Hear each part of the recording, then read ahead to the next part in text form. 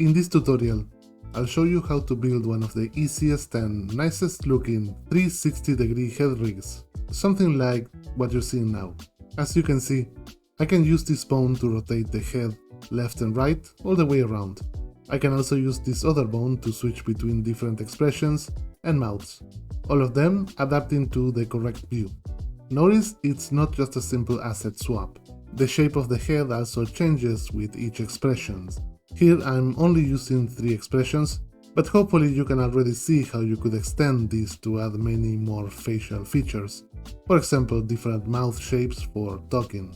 I can also switch between 2 different shadow directions, both of them fitting the view and the expression.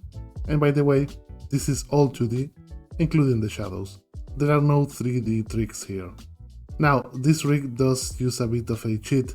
It's not exactly the same approach you'll see in other 360-degree head rotation tutorials, where every feature is rigged to move around. Instead, most of the work happens in the software I use to draw, Inkscape. So here I am in Inkscape, and if you're a regular on the channel, this might look familiar. This is my free head builder asset pack. It's a collection of head shapes, eyes, mouths, noses, ears, and other elements you can use to prototype a character head quickly in Inkscape without having to draw everything from scratch. If you want to download it, the link is in the description.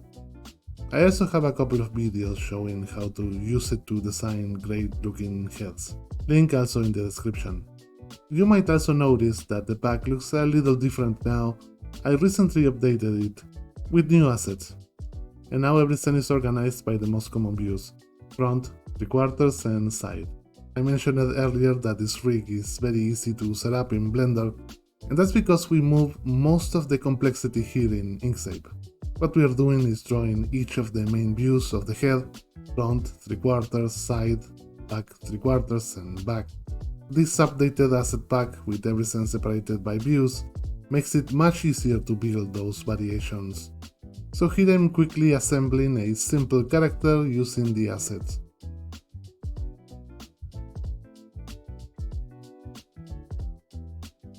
For this tutorial, I'm intentionally keeping the character simple, just so the method is easier to understand.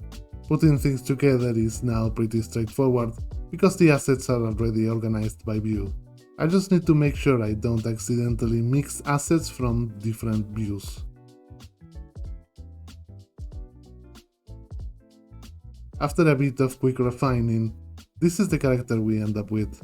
Now, just like in the example from the beginning, I'm going to pick a few different facial features so we can switch between expressions.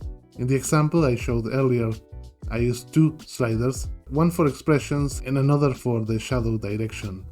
Here I want to demonstrate something closer to a real production setup, with one slider controlling the eyes and another controlling the mouth. So I'll choose 3 eye variations and 3 mouth variations. After testing them quickly to make sure they fit with the rest of the face, this is what I ended up with.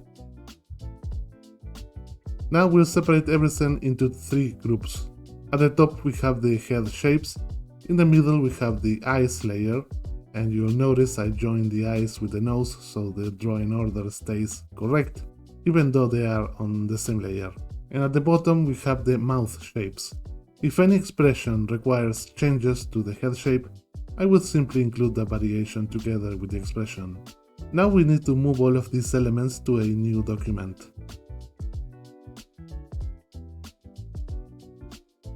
Inside that new document, I create 3 layers, one for each group of features.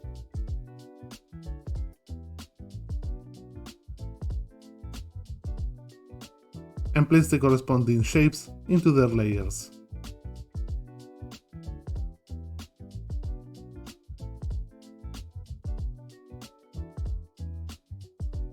A useful trick here is to rename each layer using the ID tag in the Object Properties dialog. That way the layers will keep their names when imported into Blender. Once that's done, export the document. And by the way, if you're having trouble following along, or if you're not very comfortable with Inkscape yet, Make sure to subscribe to the channel. I have a lot of step-by-step tutorials that can help you get started. And if you really want to master Inkscape, I also have a 13-course mega bundle that covers background design, game art and more. It even includes a structured 30-day program so you can work through everything like a bootcamp. If your goal is to learn illustration or animation, that's probably the best place to start. Now let's move into Blender. Go to File, New, to the Animation Workspace. Delete the grease pencil object that appears by default, then go to File, Import, SVG as grease pencil. What we want to do now is to separate each view into its own frame so we can use a bone to switch between them. In the dope sheet, make sure you're on the head layer. It's a good idea to hide the other layers for now so things stay clean. Duplicate the first frame 5 times.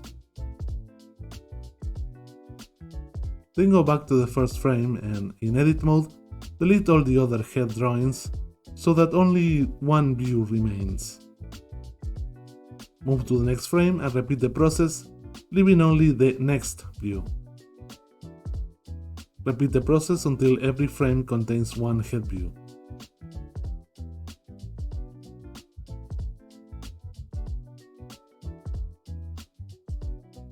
You'll need to reposition the drawings so they line up perfectly with each view. If you started in the 2D animation workspace, onion and skinning should already be enabled, which makes this much easier.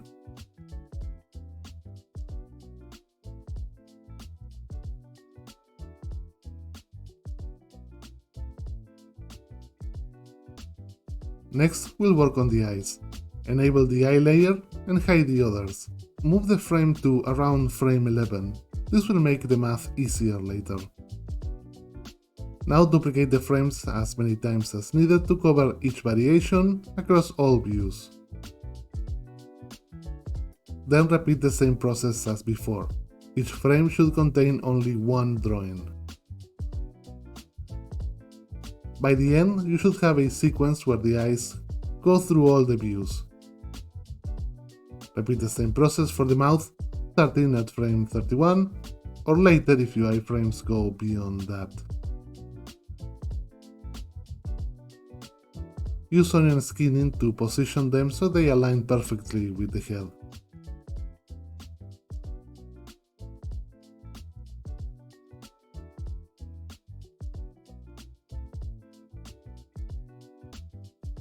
Now that all the assets are separated across time, we can use bones to control them. In object mode, add an armature. Then enter edit mode and add 2 more bones.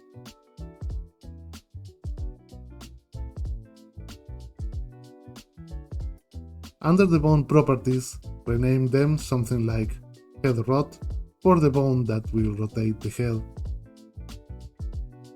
eye switch for the bone that will switch the eyes, and mouth switch for the bone that will switch the mouths. To control the head rotation, we'll use 2 things, a time offset modifier and a driver. The modifier controls which frame is displayed, and the driver connects that value to a bone. Select the grease pencil object, go to the Modifiers tab, and add a time offset modifier. Set the mode to fixed frame, and under Influence, select the head layer. Now right-click the frame number and choose Add Driver. Open the driver panel and create a variable called head rotation.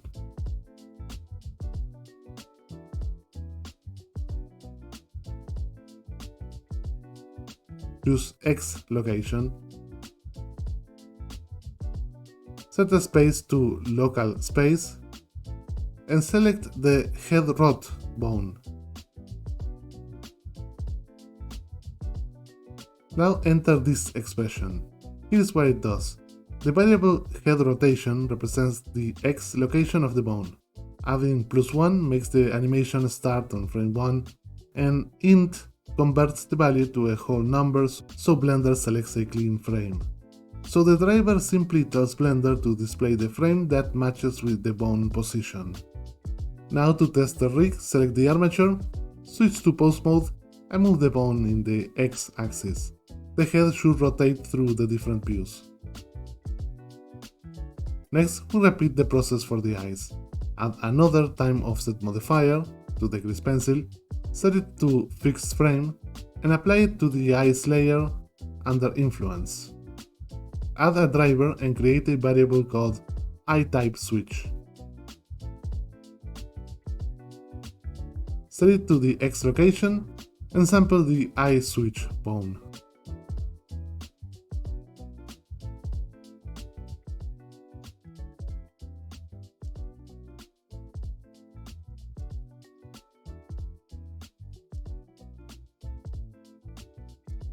This time the expression is slightly different.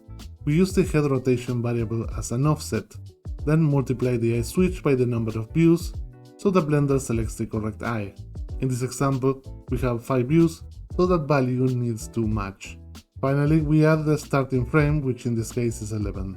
Test the rig and you should see the eye type switching correctly. The mouth switch works exactly the same way. Add another time offset modifier, set it to fixed frame and apply it to the mouth layer. Create a driver variable called mouth_type_switch. Connect it to the mouth switch bone, X location and local space. Use the same expression as before, just changing EyeTypeSwitch for our new variable and updating the starting frame to 31 or whatever is the frame your mouth shapes start.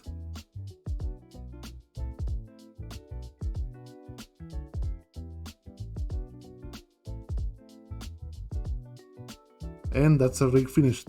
The last thing you may want to do is to add bone constraints so the controls stay within useful limits.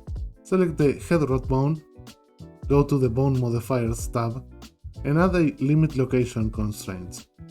To know the minimum and maximum values, pay attention to the numbers that appear here at the top when you move the bone left and right.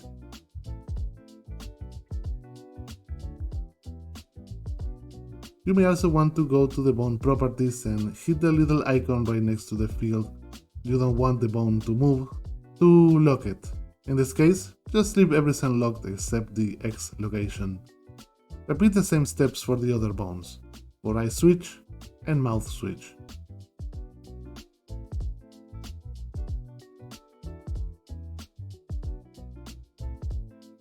And that's it. A very simple but surprisingly powerful 360-degree head rig that works well for real animation projects. There is still a lot we could improve here. For example, right now the rig snaps between views, but it wouldn't be too hard to make it smoothly interpolate between them. If that's something you'd like to see, let me know in the comments. And of course, don't forget to like and subscribe for more videos on Inkscape and animation in Blender. Also check out the 13 courses bundle if you want a complete roadmap to learning illustration from scratch.